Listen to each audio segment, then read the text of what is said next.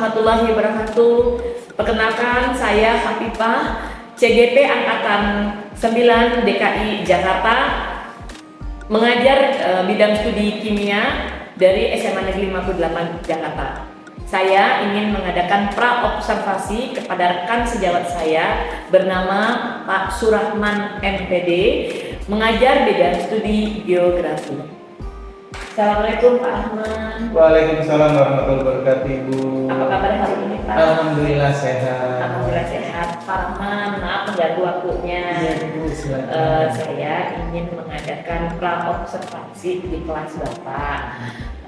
Kira-kira untuk pra-observasi ini sebelum nantinya Bapak akan melakukan kegiatan pembelajaran di kelas, saya akan juga sekaligus mensupervisi Bapak. Nah, adapun tujuan saya untuk pra-observasi atau mensupervisi Bapak adalah saya ingin mengetahui ini Pak, serta mengevaluasi pembelajaran yang akan Bapak lakukan. Nantinya, selanjutnya nanti untuk observasi ini akan digunakan oleh Bapak supaya Bapak bisa lebih percaya diri lagi dalam pembelajaran. Siap. Apakah Bapak bersedia? Siap bersedia. Oke, baik Bapak, kalau siap dan bersedia, terima kasih sebelumnya. Yang ingin saya tanyakan nih Pak, kalau boleh nih, tujuan pembelajaran Bapak untuk dalam nanti pada saat saya pra-observasi apa ya Pak yang akan Bapak lakukan? Untuk tujuan pembelajaran di mata pelajaran geografi, saya ada 3. Itu untuk materi peta penginderaan jauh dan sistem informasi geografi. Yang pertama, menjelaskan dasar-dasar pemetaan penginderaan jauh dan sistem informasi geografi. Yang kedua, mengidentifikasi komponen-komponen di dalam pemetaan penginderaan jauh dan sistem informasi geografi. Nanti di dalam komponen-komponen pemetaan kita akan menjelaskan kepada anak-anak tentang unsur-unsur peta yang baik itu seperti apa sih, ya, mulai dari garis tepi sampai dengan nanti sistem penulisan di dalam peta. Lalu untuk penginderaan jauh kita juga akan melakukan praktek ya secara langsung menggunakan perangkat yang biasa digunakan oleh anak-anak, yaitu handphone. Bagaimana mengamati peta digital, itu termasuk nanti penginderaan jauh. Melihat kondisi yang ada di lingkungan, terutama dalam lingkungan sekolah. Seperti apa sih lingkungan sekolah kita kalau dilihat dari internet dalam penginderaan jauh. Lalu sekolah kita ini berasosiasi atau berdekatan dengan apa saja.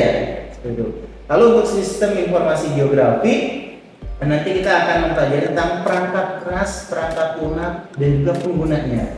Jadi anak-anak juga nanti kita beritahukan dan kita sampaikan apa sih perangkat-perangkatnya itu, ya.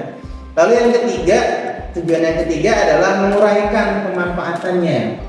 Jadi selain mereka mempelajari pengetahuan dasar, mereka juga harus tahu manfaatnya. Manfaat mereka mempelajari peta itu apa? Karena tidak semua orang bisa membaca peta seperti itu. Lalu juga penginderaan jauh manfaatnya apa sih? Nah, karena selama ini kita menggunakan map di dalam online ya, ojek online gitu sebagainya, kita hanya dari satu titik ke titik lain gitu. Kita tidak tahu apa itu, yang tahu kita pesan, kita sampai seperti itu. Dan nanti kita akan sampaikan manfaatnya sebenarnya apa sih, banyak sekali manfaatnya. Lalu SIG dalam kehidupan sehari-hari atau sistem informasi geografi dan kehidupan sehari-hari ini manfaatnya apa, itu juga perlu siswa ini tahu. Jadi mereka tidak hanya tahu perangkat keras, perangkat lunak dan pengguna saja, tapi mereka juga tahu hubungan dalam kehidupan sehari-hari dari manfaat tersebut, seperti itu. Oke, baik. Berarti ada 3 tujuan pembelajaran ya Pak yang akan Bapak sampaikan nanti ya. Oke, baik Pak. Saya ingin bertanya lagi nih mengenai pengembangan yang akan Bapak capai pada saat nanti mungkin saya lakukan observasi. Kira-kira pengembangan apa ya? Di area pengembangan? Ya. Mungkin di area pengembangan nanti saya ada 2 Ibu. Ya. Yang pertama adalah pengetahuan, yang kedua adalah keterampilan. Ya. Yang dimana nanti untuk yang pertama yaitu peserta didik mampu dan menjelaskan dasar-dasar pemetaan penginderaan jauh, dan sistem informasi geografis. Di antaranya adalah kemampuan menjelaskan dasar-dasar pemetaan. Jadi mereka nanti harus mampu menjelaskan kepada teman-temannya atau kepada orang ketika mereka ditanya. Lalu ada penginderaan jauh dan SIG. Itu adalah kemampuan menjelaskan. Yang kedua adalah kemampuan mengidentifikasi. Jadi mereka bisa mengidentifikasi jenis-jenis peta atau mengelompokkan jenis-jenis peta. Lalu ada foto udara atau citra di dalam penginderaan jauh. Lalu yang ketiga, kemampuan mengidentifikasi proyeksi peta. Jadi sudut pandang peta itu kan berbagai macam proyeksinya. Itu nanti mereka harus tahu ada berapa macam proyeksi peta dan bidang proyeksinya ini apa saja. Itu untuk tujuan yang pertama. Untuk tujuan yang kedua, ini juga masih mengidentifikasi komponen. Di antaranya kemampuan mengidentifikasi komponen. Siswa juga harus bisa mengidentifikasi komponen-komponen di dalam pemetaan. Itu apa saja? Apakah penggunaan pantograf ataukah penggunaan skala seperti itu. Lalu dalam penginderaan jauh juga mereka harus tahu komponennya apa saja. Selain gadget, bisa menggunakan komputer seperti itu ya. Lalu di dalam SIG mereka benar-benar real harus tahu perangkat keras, perangkat lunaknya itu apa saja. Di antara perangkat keras pasti adalah komputer, perangkat mulai dari CPU, layar gitu ya. Lalu ada printer sebagai media pengeluaran nanti. Lalu di dalam SIG juga nanti kita ada aplikasi namanya AppDisk. AppDisk ini nanti kita akan kita berikan kepada siswa untuk bagaimana mereka mengolah ya peta hasil daripada penginderaan jauh seperti itu. Lalu kemampuan membuat dan membaca peta. Nah ini mereka harus bisa membuat dan membaca peta, karena peta itu ada dua. Nanti mereka harus tahu ada peta konvensional, berarti peta dua dimensi, mereka harus menggambar. Ini mungkin yang lebih banyak nanti di situ. Yang kedua adalah peta digital. Kemudian peta digital yang dimana nanti kita sajikan media kosong dan mereka harus membuat peta digital. Lalu ada juga kemampuan menjelaskan proses. Jadi tidak hanya mereka bisa menggambar, tapi proses ini bagaimana sih langkah-langkahnya yang harus mereka lakukan. Lalu kemampuan menginterpretasikan citra. Nah ini mereka bisa menceritakan gitu ya hasil pengamatan mereka ini apa terhadap nanti di dalam LKPD tersajikan citra foto. Mereka harus menjelaskan asosiasinya apa, ronanya apa, dan sebagainya. Lalu juga ada kemampuan menjelaskan tahapan kerjanya penginderaan jauh gitu ya, mulai dari penggunaan satelit, pemantulan, penangkapan oleh media sampai dengan pengolahan dan pengeluaran. Lalu peserta didik juga harus mampu menguraikan tadi pemanfaatan di tujuan yang ketiga. Jadi pemanfaatannya apa sih? Mereka harus ribet gitu ya, banyak gitu ya. Nah, diantaranya adalah kemampuan menguraikan pemanfaatan peta dengan jauh dan SIG. Lalu ada juga kemampuan mengidentifikasi. Jadi setiap program, setiap kegiatan yang mereka lakukan pasti ada kelemahan dan kelebihannya. Dan mereka harus tahu nih, contoh di dalam peta, mereka harus tahu kelemahan dan kelebihan peta konvensional dengan peta digital.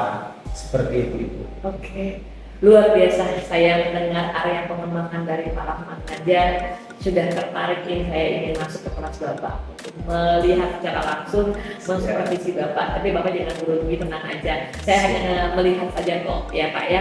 Baik Pak, kalau begitu kira-kira nih Pak dari tadi area pengembangan, saya pengen tahu nih Pak strategi apa yang akan Bapak gunakan di saat Bapak melakukan pembelajaran, misalnya modelnya atau metode apalah kira-kira yang akan Bapak gunakan Pak? Untuk strategi pembelajaran, saya akan menggunakan model pembelajaran problem based learning atau PBL, yang dimana saya menyajikan atau merangsang yang memberikan stimulus berupa foto atau kegiatan di dalam media pembelajaran nanti supaya anak bisa terstimulus untuk berpikir kritis seperti itu.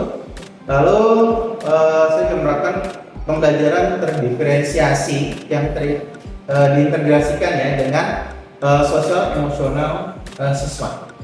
Karena kita tidak bisa menyamakan antara peserta didik yang satu dengan yang lain seperti itu. Lalu untuk metode pembelajaran yaitu dengan diskusi kelompok, lalu ada juga presentasi nanti dan tanya jawab seperti itu. Dan mungkin nanti di akhir ada penugasan. Oke, berarti masuk ya Pak ya dalam tujuan metode dan model ini terhadap tujuan pembelajaran Bapak tadi yang berdiferensiasi ya Pak ya, dengan integrasi emosional dan sosial. Oh, itu berarti pas masuk ya, masuk sekali ya Pak baiknya.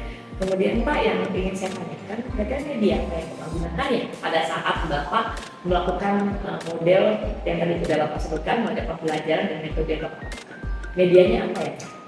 Ya mungkin saya memerlukan perangkat komputer atau laptop kita sediakan, lalu ada proyektor, internet itu pasti, lalu gambar, baik nanti gambar di dalam PPT atau gambar berupa hard copy, lalu kutipan atau jurnal yang diperlukan, dan juga untuk keterampilan mungkin nanti kita memerlukan kertas gambar dan perangkat alat tulis seperti itu.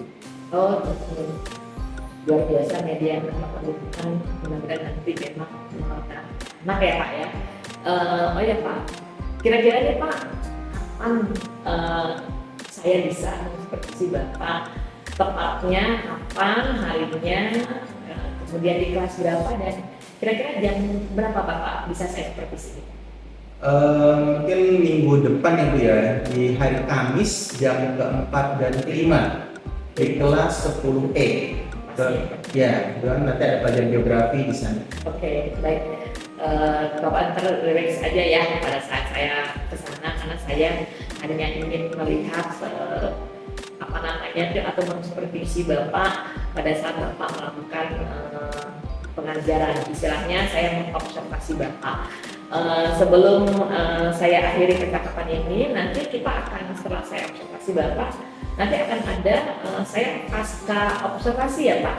Nanti saya bersama PT saya memaska observasi Bapak. Apakah Bapak berkenan nanti pada saat saya setelah observasi saya memaska observasi Bapak?